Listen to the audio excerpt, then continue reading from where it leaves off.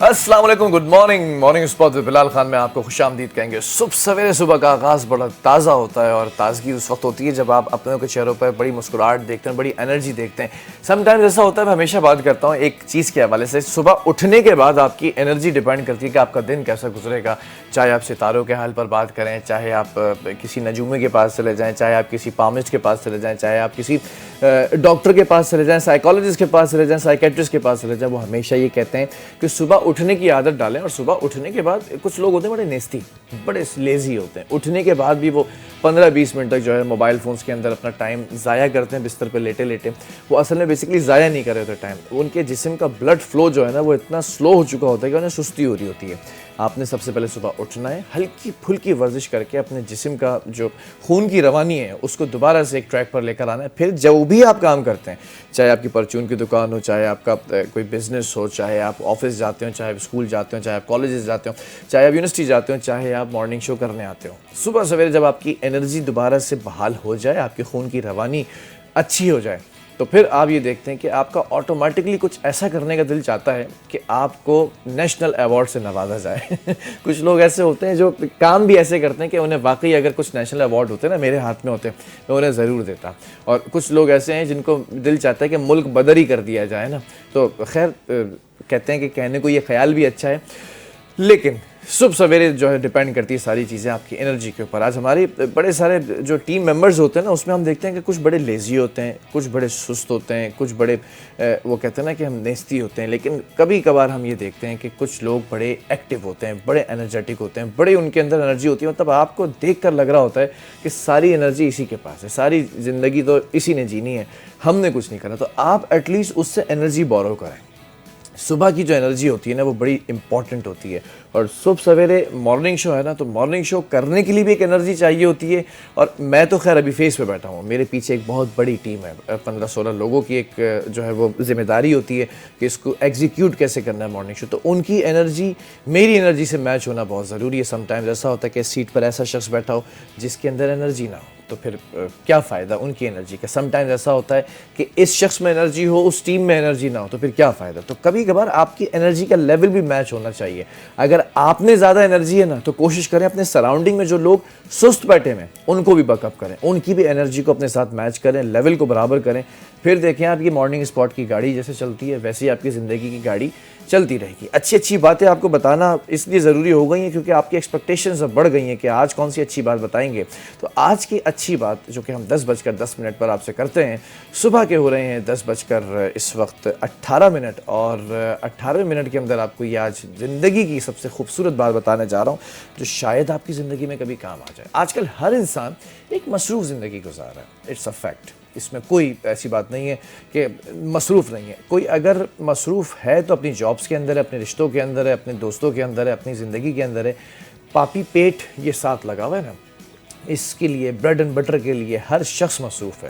اور ایسے میں کسی دوسرے کے لیے وقت نکالنا مشکل ہو گیا ہے. مشکل کیا، میں کہتا ہوں ناممکن سی چیز سمجھ میں آنے لگی ہے اب، کہ اب وقت ہی نہیں ہوتا. کسی سے پوچھو نا کہ ہاں بھائی کب مل رہے ہو، ویکنڈ پہ ملاقات کرتے ہو، کہتا ہے ویکنڈ پہ بھی ٹائم نہیں ہوتا، ایک ہی دن 2 دن چھٹی کے ملتے ہیں، اس میں بھی گھر کے کام کرنے پڑتے ہیں، اس میں بھی جو ہے وہ تمام چیزیں کرنی پڑتی ہیں. اگر یہ کہا جائے تو بیجا نہ ہوگا.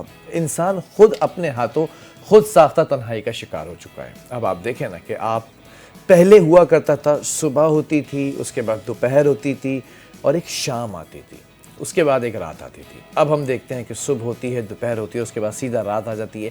ہماری شام جو ہے وہ کہیں کھو گئی ہے. مصروفیت ہمیں ایک دوسرے سے دور کرتی چلی جا رہی ہے اور ان تعلقات کو کمزور بناتی ہے جو زندگی کو بے حد خوشگوار اور مکمل بناتے ہیں. ہم آہستہ آہستہ اپنی ہی تخلیق کردہ تنہائی کے جال میں الجھتے چلے جا رہے ہیں. کنیکٹ کریں ذرا میں کس چیز پر بات کر رہا ہوں، جس کی وجہ سے ہم ایک بھرپور زندگی سے لطف اندوز نہیں ہو رہے ہیں.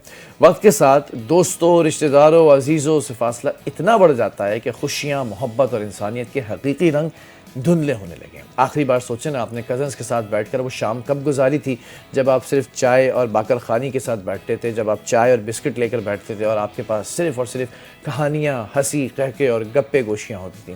زندگی کی جو اصل خوبصورتی ہوتی ہے انہی لمحوں کے اندر چھپی ہوتی ہے جو لمحے میں آپ کو بتا رہا ہوں. جب ہم وقت نکالیں اور اپنے پیاروں کے ساتھ حقیقی رابطہ قائم کریں، یہ ایک بڑا پرسکون ماحول ہوتا ہے. آپ امیجن کر کے دیکھیں once you had a time in your life کہ آپ اپنے کزنس کے ساتھ بیٹھے ہیں, اپنے دوستوں کے ساتھ بیٹھے ہوئے, اپنے رشتہ داروں کے ساتھ بیٹھے ہوئے, کچھ ایسے لوگوں کے ساتھ بیٹھے جن کے ساتھ آپ کے جینے مرنے کی قسمیں ہوا کرتی تھیں. آپ بیٹھتے تھے, آپ لمحات کی فکر ہی نہیں کرتے تھے, آپ یہ بھی نہیں سوچتے تھے کہ اس کا اسٹیٹس کیا ہے, میرا اسٹیٹس کیا ہے, میری جیب میں کتنے, اس کی جیب میں کتنے. ہم صرف بیٹھتے تھے اور باتیں کرتے تھے. اچھا, ادھر سے شروع ہوتے تھے باتیں کرتے ہوئے, یہاں تک بزنس بنا لیا جاتا تھا, بزنس کے آئیڈیاز ڈیولپ کرتے تھے کہ آج جو ہے وہ ہم یہ کروڑوں روپے کما لیں گے آج سے 10 سال کے بعد. پھر اس کے بعد ہم جب اٹھتے تھے تو چائے کا بل دینے کے لیے ایک دوسرے کی طرف دیکھ رہے ہوتے تھے کہ تم پیسے دو یا میں پیسے دوں.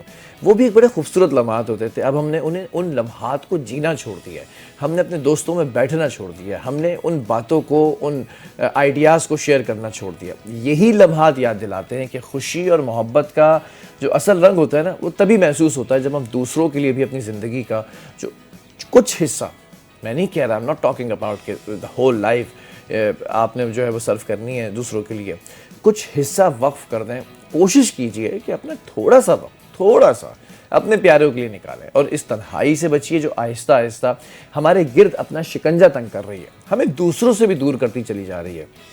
مجھے اچھی طرح یاد ہے کہ میں پچھلے ہی ہفتے اپنے دوستوں کے ساتھ بیٹھا تھا اور کوئی کام کی بات نہیں تھی, لیکن ان بے کام کی باتوں کے اندر چند کام کی باتیں خود بخود گھومتے پھرتے ہمارے سامنے آ گئیں, اور میرے 4 سے 6 کام سیٹل ڈاؤن ہو گئے, نکل گئے. زندگی اتنی ہیپننگ چل رہی ہے, دسمبر کا مہینہ آپ کے ہوسٹ کے لیے بڑا ہیپننگ ہوگا, دعا کیجئے گا. لیکن اس ہیپننگ کے لیے ہم جب بیٹھتے ہیں اپنے دوستوں کے ساتھ تو وہ بولتے ہیں بھائی چہرے پہ 12 کیوں بجے ہیں, ابھی تو صرف 8 بج رہے ہیں وقت کے. تو آپ کے چہرے پہ 12 بجنے کا جو ایک ریزن ہوتا ہے نا, وہ آٹومیٹکلی نکل کر آتا ہے, اور کچھ نہ کچھ ادھر ادھر کی باتوں کے اندر نا کام کی باتیں نکل آتی ہیں اور وہ حل ہو جاتی ہیں چیزیں.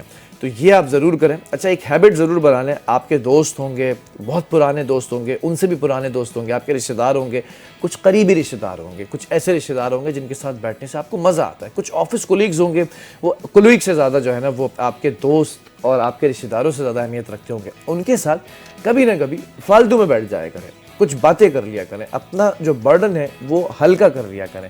آپ دیکھیں یہ تھیریپی آپ کو کسی تھیراپسٹ کے پاس جانے سے, کسی بابا کے پاس جانے سے, کسی مولوی کے پاس جانے سے, کسی ڈاکٹر کے پاس جانے سے, کسی سائیکٹرسٹ کے پاس جانے سے روک دے گی, کیونکہ یہ سب سے بہترین تھیریپی ہے. بہرحال پروڈیوسر صاحب بھی جو ہے وہ ان کو بھی ضرورت ہے کسی سائیکٹرسٹ کی, تو آپ کے لیے بھی ہم نے آج انتظام کیا ہے موٹیویشن اسپیکر کا, اور بتائیں گے آپ کو کہ کچھ لوگوں کے حقوق ہوتے ہیں تو وہ حقوق کی پاسداری کیسے کی جاتی ہے. چلے بھائی کچھ خبروں کی طرف چلتے ہیں, کیونکہ خبریں بہت ضروری ہیں اور بہت امپورٹنٹ خبریں آ چکی ہیں. اور سب سے پہلے ہم مارننگ اسپاٹ کی ٹرین کو لے کے جائیں گے خیبر پختونخوا, یعنی کہ کے پی کے جو بڑا خوبصورت سا ہمارا یہ صوبہ ہے, اور اس کو کچھ لوگ, کچھ عناصر, کچھ گروہ برباد کرنے میں لگے ہیں. خیبر پختونخوا کے ضلع کرم میں سیکیورٹی فورسز نے 2 الگ الگ آپریشنز کر کے بھارتی سرپرستی میں سرگرم خوارج کے 23 دہشت گرد ہلاک کر دیا. You can see the footage on screen as well. I S P R نے یہ کنفرم کیا ہے کہ یہ کارروائیاں خفیہ اطلاعات کی بنیاد پر انجام دی گئی ہیں, جن کا مقصد علاقے کے اندر کلیئرنس اور سینیٹائزیشن آپریشن کو یقینی بنایا جا رہا ہے. سینیٹائزیشن ہوتی ہے نا, بیکٹیریاز مارے جاتے ہیں, وائرس مارے جاتے ہیں, تو یہ بھی وہ بیکٹیریاز ہیں اور جو وائرسز ہیں جن کو پاک فوج نے آپریشن کر کے ہلاک کیا. اور ہلاک شدہ دہشت گرد بھارتی پراکسی فتنۃ الخوارج کے تحت دہشت گردی کی منصوبہ بندی اور کارروائیوں کے اندر ملوث پائے گئے تھے, جبکہ سیکیورٹی فورسز نے مقامی امن و امان کو برقرار رکھنے کے لیے کنٹینیوس جو ایفرٹس ہیں ان کو جاری رکھنے کا کہا گیا ہے, اور کہا ہے کہ علاقے کے اندر مزید خفیہ اطلاعات کی بنیاد پر کارروائیاں بھی جاری رہیں گی. یہ ایک بہت بڑا آپریشن ہوا ہے کل, اور اس آپریشن کے حوالے سے مزید میں آپ کو بتاؤں کہ کے پی کے اندر ایک بہت بڑا مسئلہ دوبارہ سے سر اٹھانے لگا تھا. دیٹ واز ٹیررزم, دہشت گردی. ٹیررزم واز اسپانسرڈ بائی پڑوسی ملک جو اس وقت ہے فتنۃ الہند اور فتنۃ الخوارج, جو یہ 2 ہیں گروپس, اور ان کو جو ہے وہ جس طرح سے نیست و نابود کیا جا رہا ہے, اس پہ کارروائیاں ہو رہی ہیں, لیکن انٹرنیشنل فورمز پہ ہم آواز بھی اٹھا رہے ہیں. آواز اٹھانے کا مقصد یہ ہے کہ یونائٹڈ نیشنز کے اندر ہم گئے ہیں, ہم نے یہ بتایا ہے باقاعدہ طور پر, ہم ترکیہ میں بیٹھے ہیں افغانستان کے سامنے, ہم نے بتایا ہے کہ بھئی آپ کے افغانستان کے اندر یہ لوگ بیٹھے ہوئے, ان کے کیمپس ہیں, ان کے ہیڈ کوارٹرز ہیں, اور اسپانسرڈ بائی دلی یہ چلتے نظر آ رہے ہیں, جس کے اوپر اب بڑا واضح موقف آ چکا ہے سامنے کہ ہم نے کوئی اس میں لچک نہیں دکھانی ہے. ہماری جو خارجہ پالیسی ہوگی وہ واضح ہو چکی ہے. ٹیررزم کے خلاف ہم نہیں رکیں گے, چاہے افغانستان ہو چاہے ہندوستان ہو, ان دونوں ستان کے اندر اگر دہشت گرد ہوں گے موجود, سو وی ول ایلیمنیٹ دس ٹرم. امریکی صدر کے بارے میں بھی آپ کو بتاتے ہیں، وہ بھی خاصے گرما گرمی کا شکار ہو گئے ہیں۔ امریکی صدر ڈونلڈ ٹرمپ نے بھی ایک بار پھر پاک بھارت جنگ روکنے کا کریڈٹ لے لیا ہے۔ مجھے لگتا ہے کہ یہ تا قیامت تا حیات بالمقابل اس کریڈٹ کو لے کر چلتے رہیں گے۔ صدر ٹرمپ نے سعودی بزنس فورم سے خطاب کیا اور انہوں نے پاک بھارت جنگ 350% ٹیرف عائد کرنے کی دھمکی سے روکی ہے۔ اچھا ہوا یہی تھا بیسیکلی کہ بھارت کو یہ کہا تھا کہ دیکھو اس سے پہلے کہ 8واں جہاز بھی گرے رک جاؤ۔ کور اپ یہ ہوا کہ ٹیرف بڑھا دیا گیا۔ امریکی صدر نے کہا کہ پاکستان اور بھارت ایٹمی جنگ کے قریب تھے۔ اچھا بھئی، میں نے کہا کہ جنگ نہیں روکیں گے تو میں ٹیرف لگاؤں گا اور امریکہ کے ساتھ تجارت نہیں کر سکیں گے۔ ٹرمپ نے یہ بھی کہا کہ انہیں کہا گیا کہ آپ ایسا نہیں کر سکتے، جس پر میں نے کہا میں کرنے لگا ہوں، اور میں ایٹمی ہتھیار چلانے نہیں دوں گا جس سے لاکھوں لوگ مارے جائیں گے اور نیوکلیئر ڈسٹ لاس اینجلس جو ہے اس کے اوپر اڑ رہی ہو۔ ٹرمپ کے مطابق انہوں نے یہ پیغام دیا کہ اگر جنگ نہیں کریں گے تو اچھا تجارتی معاہدہ کر لیں گے، جس کے بعد بھارتی وزیر اعظم نے فون کر کے کہا کہ وہ جنگ میں نہیں جا رہے۔ مطلب ایسا لگ رہا ہے کہ کوئی دعوت تھی، انہوں نے فون کر کے کہ آج میں نہیں جاؤں گا، آئی ایم ناٹ اویلیبل۔ ایسا ہرگز نہیں تھا۔ جب جوابات ملنا شروع ہوئے، جب ڈرونز گرنا شروع ہوئے، جب رافیل گرنا شروع ہوئے، جب میزائلز ناکارہ ہونا شروع ہوئے، تب جا کے یہ فون ادھر سے ادھر گیا ہے اور فون کے اوپر کہا گیا کہ خدا کے واسطے ابا جان یہ جنگ رکوائی جائے۔ بہرحال ٹرمپ کے مطابق وزیر اعظم شہباز شریف نے کال کر کے ان کا شکریہ ادا کیا۔ اچھا شکریہ اس لیے ادا کیا کہ آپ کا جو بغل بچہ ہے یہ اس کے اور جہاز گر جاتے تو شکریہ آپ نے یہ اس کو منع کر دیا تو یہ اور اس کے جہاز تباہ ہونے سے رک گئے، جس کا خود تذکرہ ٹرمپ صاحب خود کرتے ہیں۔ کوئی ایسا موقع نہیں جاتا کہ وہ گلے میں جو بلی کی گھنٹی لگی ہوتی ہے تو وہ بجاتے ہیں، اسی طرح وہ بھی یہ سارے جو باتیں بتاتے ہیں۔ اور انہوں نے کہا کہ ٹرمپ جانتے نہیں لیکن انہوں نے لاکھوں لوگوں کی جان بچائی ہے انڈیا کے اندر۔ یاد رہے کہ امریکی صدر اس سے قبل بھی درجنوں بار پاک بھارت جنگ بندی کا ذکر کر چکے ہیں۔ انہوں نے گزشتہ روز بھی کہا کہ دنیا میں 8 بڑی جنگیں روکیں جس پر انہیں فخر ہے، پاک بھارت وہ جنگ ہے جو انہوں نے رکوائی ہے، جو دوبارہ شروع ہونے والی تھی۔ اچھا یہ بھی ایک کلیم کرتے ہیں وہ کہ یہ جنگ میں نے رکوا دی تھی، یہ پھر شروع ہو رہی تھی، میں پھر سیسا پلائی ہوئی دیوار بن کر کھڑا ہو گیا۔ تو ٹرمپ صاحب اگر آپ کو یہ لگتا ہے so we just love to appreciate you. اب تھوڑا سا کچھ اور جنگوں کے اوپر بھی آپ نظر ثانی کریں، you know what I am talking about. ذرا سا روس کی بات کر لیتے ہیں۔ روس نے پاکستان، بھارت اور افغانستان کے درمیان ثالثی کی پیشکش کر دی ہے۔ روسی سفیر البرٹ خوریف نے بھی اسلام آباد انسٹی ٹیوٹ آف اسٹریٹجک اسٹڈیز کی ایک نشست سے خطاب کیا اور کہا کہ خطے کے اندر پائیدار امن کے لیے ثالثی کا کردار ادا کرنے کے لیے پیش ہوں۔ روسی سفیر البرٹ خوریف نے بھی کہا کہ خطے کی سلامتی کے حوالے سے خاصی تشویش ہے، خصوصاً افغانستان کی صورتحال روس کے نزدیک نہایت سینسٹیو معاملہ ہے۔ انہوں نے مزید کہا کہ پاکستان کے دونوں ہمسایہ ممالک افغانستان اور بھارت کے ساتھ جاری جو کشیدگی ہے نا اس کو کم کرنے میں روس اپنا کردار ادا کرے گا اور تیار بھی ہے۔ روسی سفیر البرٹ نے جنوبی ایشیا میں تناؤ میں اضافے پر بیرونی طاقتوں کے ملوث ہونے کا اشارہ دیتے ہوئے کہا کہ روس ہمیشہ علاقائی امن، استحکام، دہشت گردی کے خلاف کوششوں کی حمایت کرتا ہے۔ انہوں نے اچھا اس بات پر زور دیا ہے کہ ہمسایہ جو ممالک ہیں ان کے تنازعات کو علاقائی فریقین بھی بہتر طور پر حل کر سکتے ہیں۔ روسی سفیر نے پاکستان کو ایک اہم شراکت دار قرار دیا اور یہ کہا کہ خطے کے اندر پاکستان کے جغرافیائی اور سفارتی حیثیت کو نمایاں اور نہایت اہم سمجھا جاتا ہے۔ جبکہ روسی سفیر نے یہ بھی کہا ہے، جو آپ کو ہم بتاتے چلیں، کہ پاکستان کے ساتھ معاشی اور سماجی ترقی کے لیے کوآپریشن جاری ہے اور اس کا عزم کے اظہار بھی کر دیا انہوں نے اس اسٹریٹجک اسٹڈیز افیئرز میں۔ اسی کے ساتھ ساتھ آگے بڑھتے ہیں اور بہت ساری خبریں بتاتے ہیں آپ کو۔ اور اس وقت امریکی ریاست جو ہے امریکی ریاست ٹیکساس، اس کے گورنر گریگ ایبٹ نے بھی انتہائی متنازع قدم اٹھاتے ہوئے 2 بڑی مسلم تنظیموں پر پابندی عائد کر دی ہے۔ گورنر نے مسلم برادر ہوڈ اور council of American Islamic relations پر بھی پابندی عائد کر دی ہے۔ دونوں تنظیموں کو دہشت گرد قرار دے دیا ہے۔ امریکی حکام نے دونوں مسلم تنظیموں سے وابستہ افراد پر ٹیکساس میں زمین خریدنے پر بھی پابندی عائد کر دی ہے۔ ذرائع نے یہ بتایا کہ یہ اعلان اس حقیقت کے باوجود کیا گیا کہ دونوں تنظیمیں امریکی حکومت کی دہشت گرد فہرست میں شامل نہیں ہیں، اس کے باوجود بھی انہیں بین کیا گیا ہے۔ کونسل آن امریکن اسلامک ریلیشنز نے اقدام کو بے بنیاد، غیر قانونی، کھلی اسلامی دشمنی قرار دیا ہے، جبکہ تنظیم کی جانب سے کہا گیا کہ گورنر ایبٹ سازشی کہانیوں کو بنیاد بنا کر مسلمانوں کو نشانہ بنا رہے ہیں۔ اگر یہ اعلان عملی پالیسی بنا تو وہ اس کے خلاف قانونی کارروائی کریں گے۔ ایک چیز آپ کے نیشنل انٹرسٹ میں نہیں ہے، نیشنل انٹرسٹ کے اگینسٹ نہیں ہے، ایک چیز آپ کے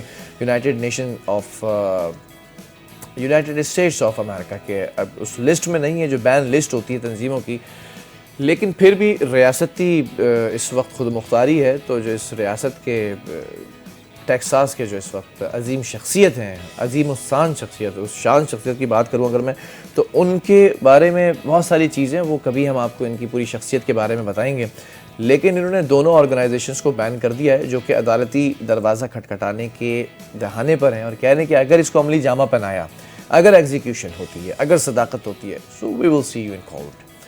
اسی طرح بھارتی وزیر اعظم سر کیئر اسٹارمر نے بھی مسلمانوں کے خلاف نفرت انگیز رویے کو مکروہ اقدام قرار دے دیا ہے، واضح طور پر بتایا کہ ان اقدامات کی ہمارے معاشرے کے اندر کوئی جگہ نہیں ہے۔ اب برطانوی وزیر اعظم نے ہاؤس آف کامنز میں بات کرتے ہوئے یہ کہا کہ حکومت ملک میں مسلمانوں کے خلاف بڑھتی نسل پرستی اور اسلاموفوبیا کا مقابلہ کرنے کے لیے اقدامات کر رہی ہے۔ انہوں نے کہا کہ مسلمانوں کے خلاف نفرت انگیز رویہ مکروہ اقدام ہے، ان سے نمٹنا ہوگا، اور اقدامات کے ہمارے معاشرے میں there is no space۔ برطانوی وزیر اعظم نے کہا کہ حکومت مساجد اور مسلم اسکولز کے حفاظت کے لیے فنڈنگ میں اضافہ کر رہی ہے، جس کے بعد نفرت انگیز رویہ مانیٹر کیا جا سکے گا، اس طرح متاثرین کی مدد ہو سکے گی۔ یہ جو چیز ہے نا، یہ ایک بڑی امپورٹنٹ بات ہے جو برطانوی وزیر اعظم ہے نا، انہوں نے یہ جو بات کی ہے کہ اسلاموفوبیا یہ جس طرح سے ہو رہا ہے کہ اسلام سے جو خوف پھیل رہا ہے چیزیں ہیں، اس خوف کو ختم کرنا ہے۔ اس کا مطلب یہ نہیں ہے کہ اسلام سے خوف پھیل رہا ہے، یہ کچھ شر پسند عناصر ہیں، کچھ دہشت گرد عناصر ہیں جو بلا وجہ کسی مجاز کے بغیر، اور یہ پروپیگنڈا پھیلایا جا رہا ہے جس کو ہم کم کریں گے فنڈنگ کر کے۔ اسلام سے ہمیں کوئی ایشو نہیں ہے، انہوں نے واضح طور پر کہا۔ جبکہ وفاقی وزیر خزانہ کا بھی کچھ گفتگو شامل کر لیتے ہیں آج کے اس پروگرام کے اندر۔ پاکستانی وفاقی وزیر خزانہ محمد اورنگزیب نے کہا کہ سعودی عرب کی $10 ارب کی سرمایہ کاری کی دلچسپی برقرار ہے۔ اچھا، اس پہ سوالات اٹھ رہے تھے کہ یہ دلچسپی ہے بھی کہ نہیں ہے، $10 بلین کی یہ جو انویسٹمنٹ ہونی ہے۔ وزیر خزانہ نے عرب نیوز کو انٹرویو دیا اور کہا کہ پاکستان اور سعودی عرب کا تعلق فائنینسنگ سے ہی B2B ماڈل کی طرف منتقل ہوگا، اور سعودی سرمایہ کاری کے لیے مائننگ، IT، زراعت، فوڈ، ٹورزم ترجیحی شعبے ہیں جہاں پر یہ انویسٹ کرنا چاہ رہے ہیں۔ اور محمد اورنگزیب نے یہ کہا کہ ریکارڈ کی پہلی پیداوار میں $2.8 بلین یعنی کہ $2.8 ارب کی برآمدی صلاحیت موجود ہے، جبکہ سعودی کمپنی منارہ منرلز نے بھی 15% شیئرز خریدنے میں دلچسپی کا اظہار کیا ہے۔ اچھا، یہ منرلز کی جو مائننگز ہیں اس کے اندر شیئرنگز ہونے جا رہی ہیں، share holder that would be stake holder, that would be called stake holder. تو اب دیکھتے ہیں کہ ہوتا ہے کہ امریکی ایگزم بینک نے بھی شمولیت جلد بحال ہونے کی امید ظاہر کی ہے۔ جبکہ وفاقی وزیر خزانہ اورنگزیب صاحب نے بھی کہا کہ IMF کے $7 ارب $7 بلین پروگرام کا دوسرا جائزہ بھی مکمل ہو چکا ہے۔ IMF بورڈ کا فیصلہ دسمبر کے شروع میں متوقع ہے۔ اس وقت IMF کی طرف سب کی نظریں تھیں، تو فائنینس منسٹر نے واضح کر دیا کہ IMF کے ساتھ بھی اچھے مراسم چل رہے ہیں، تعلقات چل رہے ہیں، نیگوسیشن ہو رہی ہے، ڈیلیگیشن جا رہے ہیں، بات چیت کر رہے ہیں۔ اور دوسری طرف سعودی عرب نے بھی اظہار کیا ہے کہ وہ $1 بلین کی جو انویسٹمنٹ ہے وہ پاکستان میں کرنے کے لیے ابھی بھی پر امید ہیں، پر عزم ہیں۔ جبکہ سعودی عرب کے دارالحکومت ریاض کی بات کریں تو اس میں جاری اسلامک یکجہتی گیمز میں پاکستانی جیولن تھرو اسٹار، ان کی بات ذرا کر لیتے ہیں۔ ارشد ندیم صاحب کی اگر بات کریں ہم تو Pakistani javelin throw star Arshad Nadeem نے گولڈ میڈل جیت لیا ہے۔ جی ویورز، ایک بار پھر ارشد ندیم گولڈ میڈل جیت چکے ہیں، اور ارشد ندیم کی شکل آپ کو کچھ ہی دیر میں ہماری اسکرین پر نظر آئے گی۔ اور Olympic gold medallist Arshad Nadeem نے ایک اور گولڈ میڈل اپنے نام کر لیا ہے، اور اب یہ دوبارہ سے گولڈ میڈلسٹ بن چکے ہیں۔ That was a footage of, اور جو اس گیم کی ہے یہ اس وقت کی فوٹیج ہے جب انہوں نے انٹرنیشنل ریکارڈ بنایا تھا۔ اب یہ گولڈ میڈل اپنے نام کر چکے ہیں۔ اسلامک جو سولیڈیٹری گیمز ہیں ان کی یہ فوٹیجز سامنے آ چکی ہے اور اولمپئن ارشد ندیم نے 83.05 میٹر کی تھرو کر کے سونے کا تمغہ، یہ دیکھیں اب یہ جا رہے ہیں اور یہ رائٹ ہینڈر ہیں، تھروور ہیں، اور انہوں نے یہ پھینکا اور سونے کا تمغہ اس تھرو کے گرتے دم تک آ چکا تھا۔ بہرحال جبکہ پاکستان کے ہی یاسر سلطان کا جو ہے وہ کانسی کا تمغہ حاصل کرنے کا کامیاب ایک پورا ٹور رہا، انہوں نے بھی کانسی کا تمغہ حاصل کیا، جبکہ ارشد ندیم نے پہلی تھرو میں 75.44 میٹر کا ہندسہ جو ہے عبور کیا، یعنی کہ 75.44 میٹر یہ عبور کیا۔ دوسری باری کے اندر ارشد ندیم نے 83.5 میٹر یعنی کہ 83.5 میٹر کی سب سے بڑی تھرو کر کے مقابلہ اپنے نام کیا، جبکہ تیسری باری میں اولمپئن نے 82.48 کی تھرو کی، یعنی کہ 82.48 میٹر کی تھرو کی ہے، جبکہ چوتھی باری میں ارشد ندیم لمبی تھرو کرنے میں ناکام رہے، جبکہ پانچویں باری میں فاؤل کی وجہ سے تھرو کو کاؤنٹ نہیں کیا گیا۔ واضح ہے کہ ارشد ندیم اس سے قبل Olympics, common wealth games, Asian games اور ورلڈ ایتھلیٹک چیمپئن شپ میں بھی میڈلز اپنے نام کر چکے ہیں۔ اچھا، لاسٹ ٹائم میں آپ کو ذرا بتاؤں، ارشد ندیم صاحب کے ساتھ یہ ایشو آیا تھا کہ ان کی کارکردگی اب تو خیر بہت اچھی رہی، گولڈ میڈل سے اوپر کیا ہوگا، ویسے ہونا چاہیے، گولڈ میڈل سے اوپر بھی ہونا چاہیے، ڈائمنڈ میڈل ہونا چاہیے، اور کوہ نور کا ہیرا اس میں لگا کے رکھنا چاہیے تاکہ کچھ لوگ اس کے لیے بھی محنت کریں۔ بہرحال اب یہ میں آپ کو بتاؤں کہ ارشد ندیم صاحب کی سیکنڈ لاسٹ جو پرفارمنس تھی that was something unusual سی تھی، تو اس کے اوپر ان کے مینیجر سے جواب طلبی ہوئی تھی، ان کے جو کچھ اختلافات چل رہے تھے وہ جواب طلبی ہوئی تھی۔ آپ کو ایک اچھا کوچ مل جائے تب آپ بہت اچھے سے پروگریس کرتے ہیں، آپ میڈلز لیتے ہیں، لیکن آپ اکیلے اگر چلنا پھر شروع ہو جاتے ہیں اور آپ کا کوچ پیچھے سے غفلت برتنا شروع کر دے یا وہ دھیان نہ دے تو پھر آپ کی پرفارمنس کہیں نہ کہیں خراب ہوتی ہے، یا پھر جو پرفارمنس ہے وہ تبدیل ہوتی دکھائی دیتی ہے۔ اسی طرح جو موسم کی پرفارمنس ہے وہ تھوڑی سی اوسم ہوتی دکھائی دے رہی ہے، اور موسم کے اوپر تھوڑی سی بات کر لیتے ہیں، کیونکہ موسم کا جو اس وقت حال ہے وہ میرے اور آپ کی طرح ہے، یعنی کہ خشک ہے، انتہائی خشک۔ آپ بھی خشک ہوتے چلے جا رہے ہیں اس خشکی میں، اور میں بھی خشک ہوتا چلا جا رہا ہوں، تو موسم جو ہے سرد اور خشک ہوتا چلا جا رہا ہے، جبکہ کئی جو خطے ہیں اس میں شدید سردی آ چکی ہے۔ اب محکمہ موسمیات یہ بتا رہا ہے، اس کے مطابق بلوچستان کی ذرا حالت پر بات کر لیتے ہیں۔ بیشتر ڈسٹرکٹس کے اندر آج موسم سرد اور خشک رہے گا، جبکہ شمالی اور مرکزی علاقوں کے اندر سردی کی جو شدت ہے اس میں اضافہ ریکارڈ کیا جا رہا ہے۔ آج صبح سب سے کم درجہ حرارت کوئٹہ اور قلات کے اندر 1 ڈگری سینٹی گریڈ ریکارڈ کیا گیا، سبی کے اندر 12 ڈگری سینٹی گریڈ، نوکنڈی کے اندر 9 ڈگری سینٹی گریڈ، کوادر کے اندر 14 اور جیوانی کے اندر 19 ڈگری سینٹی گریڈ ریکارڈ کر لیا گیا ہے۔ شدید دھند اور حد نگاہ 0 ہونے کے باعث national high way and motor way police نے بھی موٹر وے M1 کو پشاور ٹول پلازا سے جو ہے وہ چھچ انٹرچینج تک دونوں سمتوں کے اندر بند کر دیا۔ اچھا، اب یہ ہوتا کیوں ہے؟ جب آپ کی حد نگاہ 0 ہو جاتی ہے، یعنی کہ یو وونٹ ایون نو کہ آپ کے آگے گاڑی کون سی، آپ کو نہیں نظر آ رہا تھا، تو آپ یا تو موٹر وے کو بند کر دیتے ہیں یا پھر جو ہے وہ حد نگاہ کے حساب سے جو حد رفتار ہے یعنی کہ میکسیمم اسپیڈ لمٹ وہ آپ واضح کر دیتے ہیں۔ تو اب اس وقت یہ بتا دوں میں کہ انٹرچینج تک جو ہے وہ دونوں سمتوں کو یعنی کہ آنے والی ٹریک بھی اور جانے والی ٹریک بھی بند کر دی گئی ہے۔ جو اسپوک پرسن ہے موٹر وے پولیس کے، انہوں نے یہ بتایا کہ یہ فیصلہ مسافروں کی جان مال کے تحفظ کو ممکنہ حادثات کی روک تھام کے لیے کیا گیا، اور that is a good thing کہ آپ پہلے سے اقدامات اٹھائیں، نہ کہ کوئی حادثے کی صورت میں پھر وہ بند کیا جائے۔ موٹر وے پولیس نے یہ بھی کہا کہ گزشتہ چند گھنٹوں کے اندر دھند کی شدت میں غیر معمولی اضافہ ہوا ہے، جس کے بعد ڈرائیونگ انتہائی خطرناک ہو چکی ہے۔ مسافروں کو یہ ہدایت بھی کی گئی ہے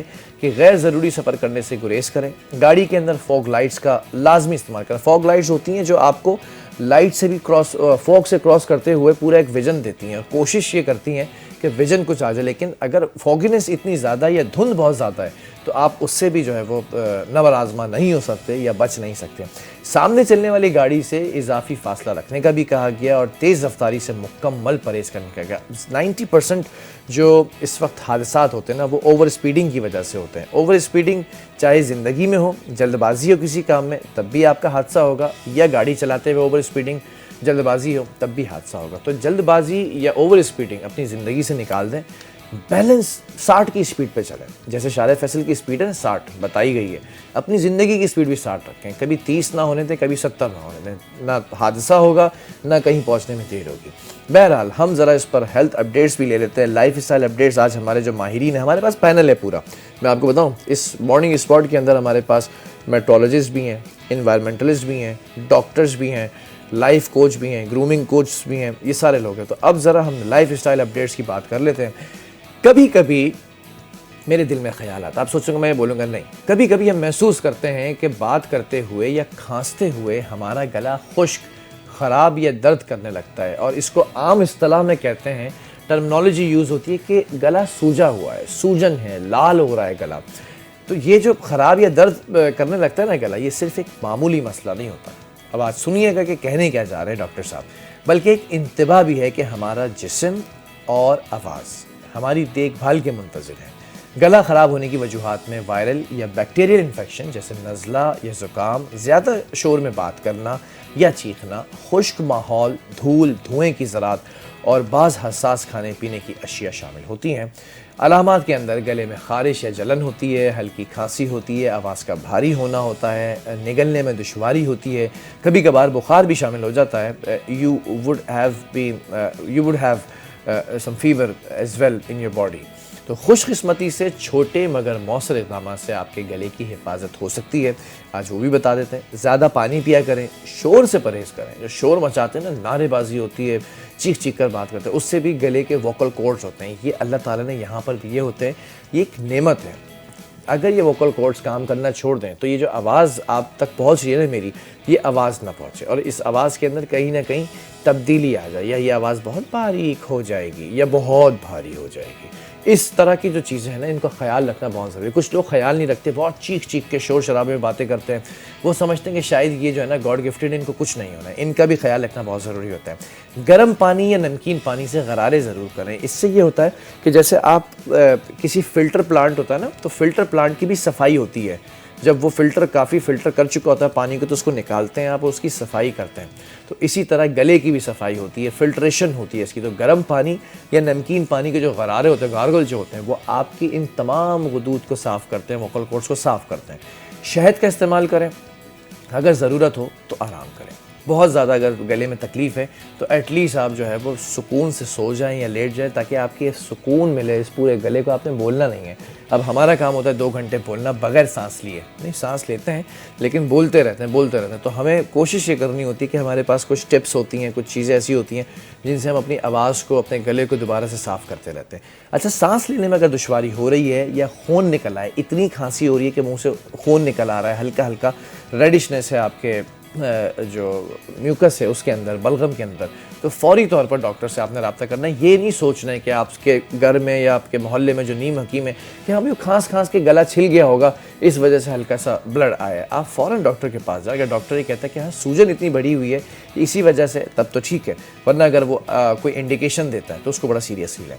گلا خراب ہونا صرف مسئلہ نہیں ہوتا, بلکہ ہمارے جسم سے ایک پیغام ہے کہ ہمیں اپنی صحت, آرام اور آواز کی دیکھ بھال کرنی ہے. آج کل موسم کی جو تبدیلی ہے اس میں بہت ساری بیماریاں جنم لے رہی ہیں. برساتی منڈک بھی نکل کر آ رہے ہیں, بیماریاں بھی نکل کر آ رہے ہیں. That will not be long lasting, but that would exist and that would harm your health as well, and health is wealth. گلا خراب ہو جاتا ہے, فلو ہے, زکام ہے, بخار پھیلا ہوا ہے, اسی لیے جو پریکاشنی میئرز ہیں, جو احتیاطی تدابیر ہیں, وہ اختیار کیجئے تاکہ آپ صحت مند رہیں. اور میں تو ہمیشہ دعا کرتا ہوں میرے جتنے بھی ویورز ہیں نا, وہ سب سے زیادہ صحت مند رہیں. کیوں؟ اگر آپ صحت مند نہیں ہوں گے تو آپ مارننگ شو نہیں دیکھیں گے, اور آپ اپنے بستر پر لیٹے ہوئے ہوں گے, اور اس ٹائم پر آپ ٹی وی بھی کھولنا پسند نہیں کریں گے. تو آپ سے گزارش یہ ہے کہ آپ یہ دیکھا کریں. اچھا, پروڈیوسر صاحب کے جو اہل و عیال ہیں نا, وہ مارننگ شو زیادہ دیکھتے ہیں جب بیمار ہوتے ہیں. اس کی ریزن یہ ہے کہ وہ کہتے ہیں بھائی آپ کے پاس ایک ڈاکٹر بھی موجود ہے, ڈاکٹر جو ہے وہ کچھ چیزیں سکھاتا ہے, بتاتا ہے, سمجھاتا ہے, تو آپ وہ ساری چیزیں بتاتے ہیں. تو thank you so very much everyone for watching this beautiful morning show. اس بیوٹیفل مارننگ شو کے اندر ایک ٹورزم پیکیج ہوتا ہے جو کہ خود بہت بیوٹیفل ہوتا ہے, اور آج میں آپ کو ایسی جگہ لے کے جا رہا ہوں. آپ کو یاد ہے کہ 2 دن پہلے ہم نے ٹورزم ایکسپرٹ بلایا تھا کہ جو چیزیں میں آپ کو بتاتا ہوں وہ آپ کیسے جا کر ایکسپیرینس کر سکتے ہیں. انہوں نے ایک بات کہی تھی کہ 21 اور 22 کو جو ہے وہ داستان مداری ایک ایونٹ ہوتا ہے جو کہ مختلف مقامات پر ہوتا ہے, اور اس بار وہ کینجر جھیل کے پاس ہو رہا ہے. آج میں نے سوچا کہ اس دن آپ لوگوں نے سنا تھا کینجر جھیل کے بارے میں, تو کینجر جھیل کے بارے میں کچھ رپورٹ بتائیں کہ what is it all about in Pakistan, in Sindh. آج میں آپ کو لے کے جا رہا ہوں کینجر جھیل. اگر کبھی انسانی فطرت کے دامن میں سکون تلاش کرنا ہو نا, اور کبھی آنکھیں نیلے آسمان اور نیلے پانی کے سنگم کو ڈھونڈنے کے لیے نکلیں, تو تو اپنے اس ہوسٹ کی بات کو یاد رکھیے گا, فوراً سے ٹکٹ کروائیے گا اور کینجر جیل جائیے گا. Let's explore this beautiful documentary with us. اگر کبھی انسان فطرت کے دامن میں سکون تلاش کرنے نکلے, اگر کبھی آنکھیں نیلے آسمان اور نیلے پانی کے سنگم کو ڈھونڈیں, اگر کبھی دل چاہے کہ ہوا کی نمی اور پانی کی ٹھنڈک روح تک اتر جائے, تو سندھ کی دلکش اور وسیع وادیوں میں بسنے والی کینجھر جھیل ہمیشہ باہیں پھیلائے مسافر کا استقبال کرتی ہے. کراچی کی تیز رفتار زندگی سے چند گھنٹوں کی مسافت پر واقع یہ جھیل صرف پانی کا ذخیرہ نہیں, یہ ایک کہانی ہے حسن کی, ہجرت کی, محبت کی اور بقا کی. کینجھر جھیل, جیسے عام طور پر کلری جھیل بھی کہا جاتا ہے, کراچی سے 122 کلومیٹر کے فاصلے پر ضلع ٹھٹہ میں واقع پاکستان کی دوسری بڑی میٹھے پانی کی جھیل ہے. صرف ایک آبی ذخیرہ نہیں بلکہ ملک کے سب سے بڑے شہر کراچی اور تاریخی شہر ٹھٹہ کے لیے زندگی کی مانند اہم ہے, جو پینے اور صنعتی ضروریات کے لیے پانی فراہم کرتی ہے. قدرتی حسن سے مالا مال یہ جھیل موسم سرما میں ہزاروں میل دور سے آنے والے سائبیرین مہاجر پرندوں کا مسکن بھی بنتی ہے. بطخ, ہنس, فلیمنگو, بگلے اور درجنوں آبی پرندے یہاں بسیرا کرتے ہیں, جو جھیل کو ایک جیتا جاگتا قدرتی میوزیم بنا دیتے ہیں. یہی حیاتیاتی اہمیت کینجھر کو عالمی سطح پر بھی نمایاں کرتی ہے, جس کے باعث اسے رامسر کنونشن کے تحت رامسر سائٹ کا درجہ دیا گیا ہے. اسی طرح سندھ حکومت نے اسے وائلڈ لائف سینکچری قرار دے کر اس کے پودوں, پرندوں اور پانی کی حفاظت کو قانونی تحفظ بھی فراہم کیا ہے. 24 کلومیٹر طویل اور 6 کلومیٹر چوڑی یہ جھیل دراصل دو جھیلوں سنہری اور کینجھر کے ملاپ سے وجود میں آئی. کوٹری بیراج سے کلری بگھار فیڈر کینال کے ذریعے دریائے سندھ کا پانی اس میں شامل کیا جاتا ہے, جو اسے ملک کی سب سے بڑی مصنوعی جھیل ہونے کا احساس دیتا ہے. کینجھر صرف قدرت کا عطیہ نہیں بلکہ ہزاروں خاندانوں کی روزی روٹی کا ذریعہ بھی ہے. مچھیروں کے جال ہوں یا سرکنڈوں سے بنی چٹائیاں اور جھونپڑیاں, یہ جھیل سینکڑوں برسوں سے انسان اور فطرت کے درمیان ایک مضبوط رشتہ قائم کیے ہوئے ہے. سیدھی مگر دل کو چھو لینے والی سندھ کی مشہور رومانوی داستان نوری جام تماچی بھی اسی جھیل سے وابستہ ہے. سما دور کے بادشاہ جام تماچی کی محبت میں گرفتار نوری کی قبر آج بھی کینجھر کے وسط میں لہروں کے بیچ خاموشی سے تاریخ بیان کرتی ہے. شاہ عبداللطیف بھٹائی نے بھی اس محبت کو اپنے سروں میں امر کر دیا. سیاحت کے لحاظ سے بھی کینجھر جھیل سندھ کا اہم ترین مقام ہے. کراچی, ٹھٹہ اور حیدرآباد سے ہزاروں لوگ ہر ہفتے یہاں آ کر نیلے پانیوں میں کشتی کی سیر سے لطف اندوز ہوتے ہیں. سندھ ٹورزم ڈیولپمنٹ کارپوریشن کی جانب سے بنائے گئے ریسٹ ہاؤسز اور ریسٹورینٹس اس جھیل کو ایک مکمل تفریحی مقام بنا دیتے ہیں. فطری حسن, معاشی اہمیت اور تاریخی پس منظر کے باوجود کینجھر کو کوٹری اور نوری آباد کے صنعتی عضلے کے باعث ماحولیاتی خطرات کا سامنا ہے. اگرچہ اسے عالمی اور ملکی سطح پر محفوظ قرار دیا گیا ہے, پھر بھی اس کے صاف پانی, پرندوں اور بستیوں کو بچانے کے لیے مزید سنجیدہ اقدامات ضروری ہیں. کینجھر جھیل صرف پانی کا ذخیرہ نہیں, یہ فطرت, تاریخ, محبت اور زندگی کی ایک مکمل داستان ہے, جو آج بھی ہمیں یاد دلاتی ہے کہ قدرت کی نعمتیں تبھی قائم رہتی ہیں جب ہم ان کی حفاظت کریں. آپ نے دیکھا کہ کینجھر جھیل کی خوبصورتی کی مالکن ہے, اور اس خوبصورتی پر میں نے آپ کو بتایا نا کہ ہو سکتا ہے کہ ان دسمبر آئی ول بی دیر, اور مجھے تو جانا پڑے گا کیونکہ مجھ سے اب رہا نہیں جا رہا, کیونکہ میں نے لینی ہے چھٹیاں, بلکہ چھٹیاں بھی نہیں. ایک کام کرتے ہیں, مارننگ شو وہیں سے کرنا شروع کر دیں گے, کچھ چھوٹے چھوٹے پیکیجز وہاں سے بنا کر بھیجیں گے آپ کو, جہاں پر یہ میں روزانہ کی بنیاد پر آپ کو چیزوں کو دکھاتا ہوں. بہرحال آج کا بڑا امپورٹنٹ ٹاپک ہے جو کہ اگلے اس چھوٹے سے بریک کے بعد ہم اسٹارٹ کریں گے. بچے من کے سچے ہوتے ہیں اور بچے مستقبل کے معمار ہوتے ہیں, اور بچے بہت اچھے بھی ہوتے ہیں, کیونکہ بچوں کی اگر تربیت اچھی ہو جائے نا تو وہ پھر آپ کہتے ہیں کہ جیسا بیج آپ بوئیں گے ویسا ہی پیڑ نکلے گا اور اس میں ویسے ہی پھل نکلیں گے. تو بچوں کی تربیت میں کن کن چیزوں کو شامل کرنا چاہیے, آج جو امیاں بیٹھ کر دیکھ رہی ہیں سامنے, ان کے لیے بڑا امپورٹنٹ ٹاپک ہے, تو اس پر ذرا سا بات کریں گے چھوٹے سے کمرشل بریک کے بعد.